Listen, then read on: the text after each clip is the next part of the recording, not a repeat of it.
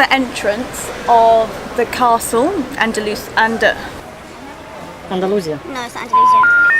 Sorry, I'm getting confused. Alcabaza. We're just at the foot of Alcabaza. We're going to have a look to see the prices, and if not, we're just going to have a little walk around. So let's go.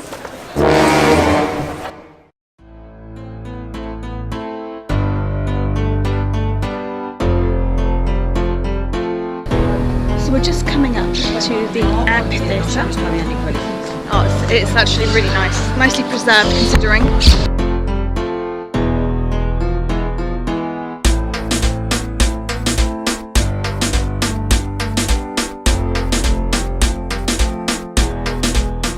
And here I am at the heart of the cultural city of Malaga.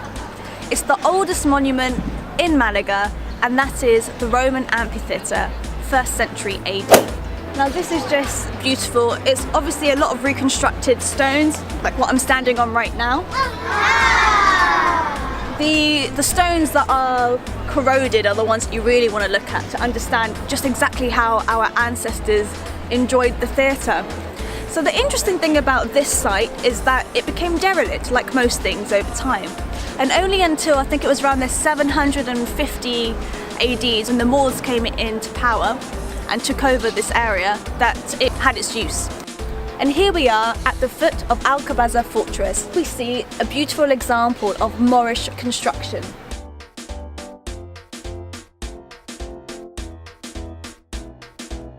In the background you can see this beautiful archways of a yellowishy painted building.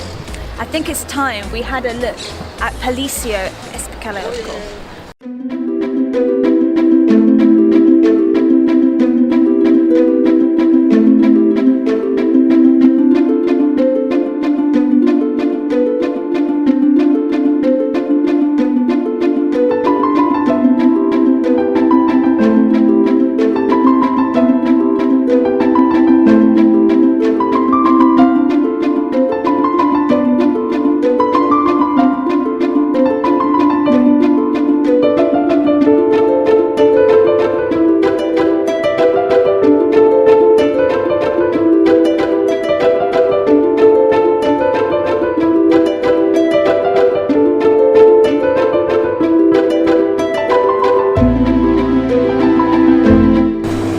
Vegan, so even more reason to eat it,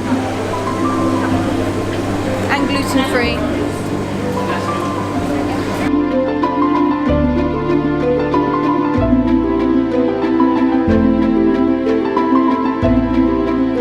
Okay, this street is just making me hungry and thirsty, so I think we need to keep going. Luckily, Palacio Espana is just there. However you say it, it's just there, so I'm gonna just distract, like completely cut myself off from the fact there's food and drink everywhere and keep going. Just hold my nose, hold your nose, because it smells so good.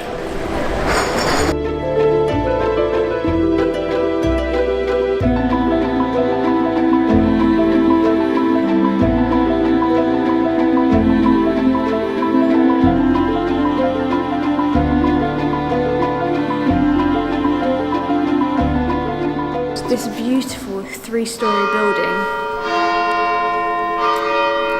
Now we hear the chimes of the cathedral, Malaga Cathedral. So this particular building is 3 stories, built in 1762, and it's a beautiful example of Baroque style.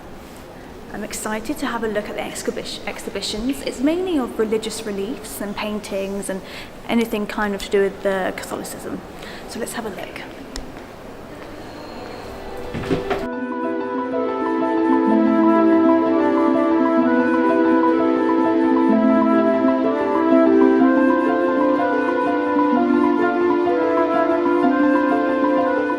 This I feel is more personal when you can see somebody, most likely a monk, has gone and drawn.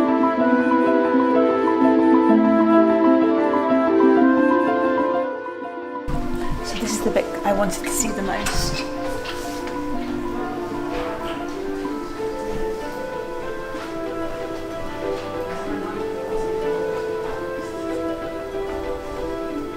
Mermaids, mythical creatures. It's not very well painted, I must say. but they kind of got a lot of character to it. Maybe we should throw something for good fortune.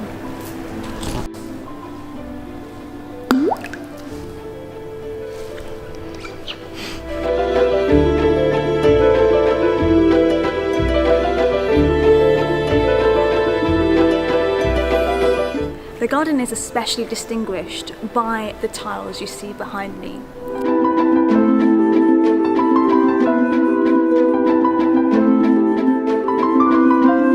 The style was characterised by the pigmentation applied to white tiles. Things from their fashion to the way that they were with each other. We see activities of a courtly manner. We see Mars and Athena depicted on the walls. We see musicians, and again more courtly affairs here. We even see a maid bringing food. I remember reading this book at Latra, and they said about how unicorns are a symbol of a spiritual creature. Interesting to note. And here we have something that's quite interesting. Is it supposed to be a rabbit or a hare? Whereas the ears, it's just quite odd shape. So I would say mythical creature. And again we're seeing this courtly act. We've got the fair maiden here just waiting for her Prince Charming to come along and give her a rose or a flower. And of course they've got this to show that his hierarchy, he's wealthy, he's elite. So we can see from this beautiful outfit, late 18th century that is. And again we've got the horses adorned. We can see exactly their depiction here of their horse guards. We've got something here, maybe a bottle of wine. To vino, anyone? We've got, yeah, nice to see the saddle shape as well, the shape of the saddle, where they would have put their feet into, I don't know the correct word. But he looks happy. He's happy with his horse.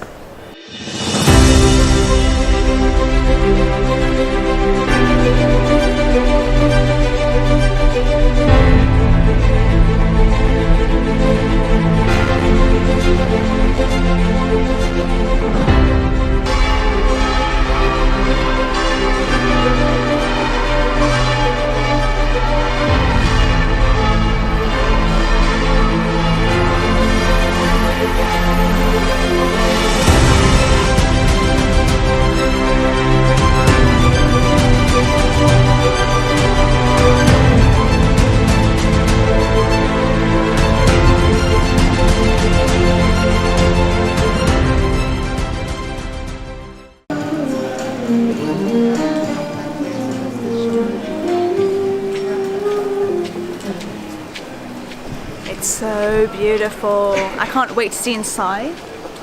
Always get fascinated about how they actually make this. Okay, yes, I do personally know how they make it, but I'm always flabbergasted, and it's just a beautiful thing. I'm never shocked. I'm always shocked. But it's really nice to see the reliefs on this particular outer arch. Yes, it's a bit eroded, but we're still getting the beautiful reliefs at the top, and we're getting the crescents as well, which is very important to understanding the actual historical importance of Malaga.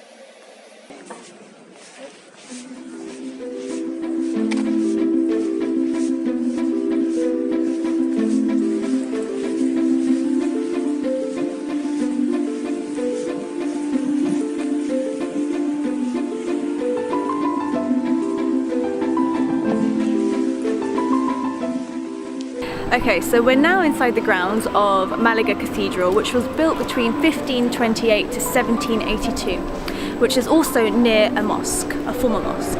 Now this is quite important to know because, as I've said before in my previous programs, which you may or may not have watched, it's interesting to see how sacred sites are continuously used throughout the civilizations or around the people that are there for that time. So we've explored the beautiful one-armed woman, aka Malaga Cathedral. I think now it's time to get some food. It's 6:30, we heard the beautiful bells ring from that one tower, and let's maybe get some tapas. Paella, let's get into the Spanish mood and not get run over. Technically.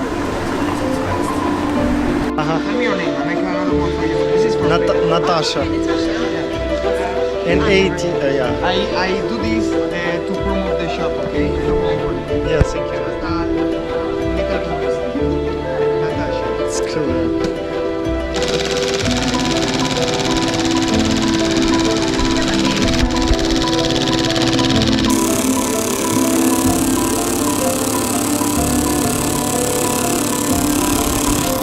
What's your name? Philip. Philip. Sasha, Tasha. Nice to meet you. Very nice. Yeah, thank you very much.